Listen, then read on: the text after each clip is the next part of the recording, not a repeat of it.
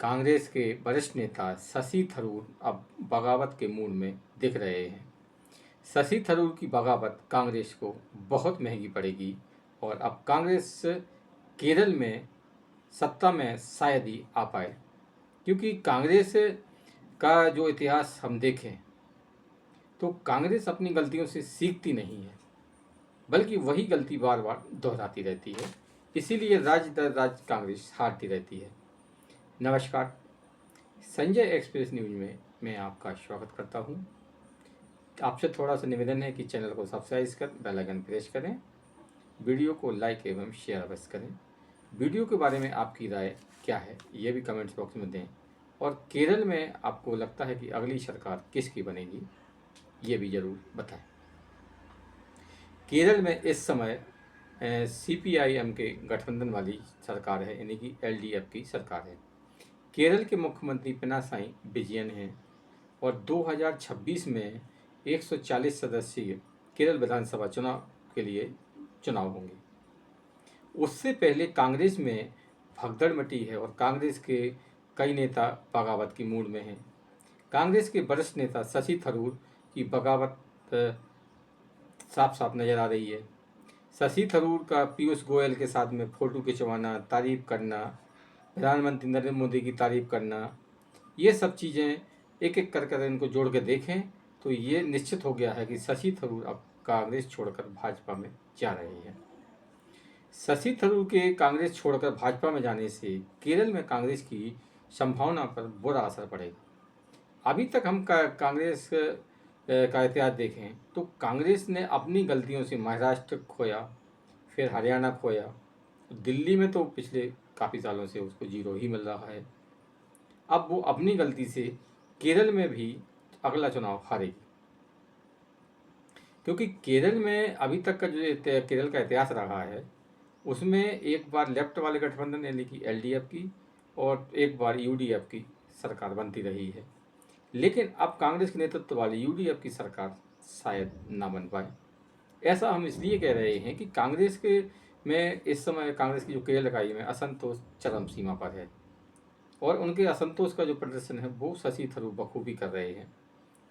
भाजपा भी पिछले काफ़ी लंबे समय से इस जुगाड़ में थी कि उसे केरल में कोई एक ऐसा नेता मिले जो कि केरल का लोकल का हो और केरल की जनता में उसकी पकड़ हो।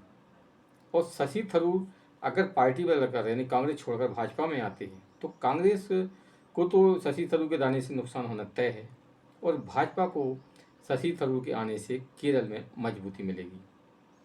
और केरल में अगला विधानसभा चुनाव है वो त्रिकोणीय होगा, क्योंकि केरल में NDA भाजपा का जो नेतृत्व वाला गठबंधन है तेजी से अपनी पकड़ बना रहा है। पिछले हम काफ़ी चुनाव में देखें तो भाजपा का वोट परसेंटेज लगातार चुनाव बढ़ रहा है। तो केरल में इस बार त्रिकोणीय मुकाबला होगा, क्योंकि कांग्रेस भाजपा के पास में केरल में कोई बड़ा नेता नहीं है। लेकिन अब अगर शशि थरूर भाजपा में आते हैं तो शशि थरूर के रूप में भाजपा को एक मजबूत नेता केरल में मिल जाएगा और केरल में भाजपा की संभावनाएं बढ़ जाएंगी। केरल में 2026 में विधानसभा चुनाव होने हैं। ऐसे में अगर केरल इकाई के कुछ और नेता पाला बदलते हैं तो फिर कांग्रेस के लिए मुश्किलें बढ़ जाएंगी। फिर उस स्थिति में मुकाबला UDA, LDF और NDA के बीच में होगा। कांग्रेस भले ही मैदान में रहेगी, लेकिन कांग्रेस अपनी गलतियों से अपनी संभावनाएं खत्म करती जा रही है। राहुल गांधी का जो पार्टी में बर्ताव है, यानी कि जो उनसे जो नेता मिलना चाहते हैं, उनके लिए राहुल गांधी के पास में समय नहीं है। वे कब किस नेता पर गुस्सा हो जाएं, सोनिया गांधी कब किस नेता पर नाराज हो जाएं। अगर एक बार गांधी परिवार किसी नेता पर नाराज हो गया तो फिर वो सूरत में उस नेता को पार्टी से बाहर करके ही दम लेता है। इसका सबसे अच्छा उदाहरण गुलाम नबी आज़ाद है। गुलाम नबी आज़ाद ने लंबे समय तक कांग्रेस में रही, लेकिन गांधी परिवार से अनबन के बाद उन्हें कांग्रेस छोड़नी पड़ी और अब गांधी परिवार से अनबन के बाद शशि थरूर को भी कांग्रेस छोड़ना पड़ेगी।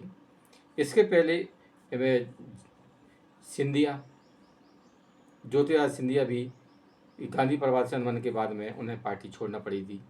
यानी कि राहुल गांधी का व्यवहार ऐसा लगता है कि जैसे भी कि किसी रियासत के ये बादशाह हों, राजा हों, तो उन्होंने जो कह दिया वो ठीक है। अगर कोई उनके खिलाफ कुछ बोला या कुछ उसने ऐसी बात कह दी जो राहुल और सोनिया को पसंद नहीं आई, तो फिर उस व्यक्ति के लिए कांग्रेस में कोई जगह नहीं है।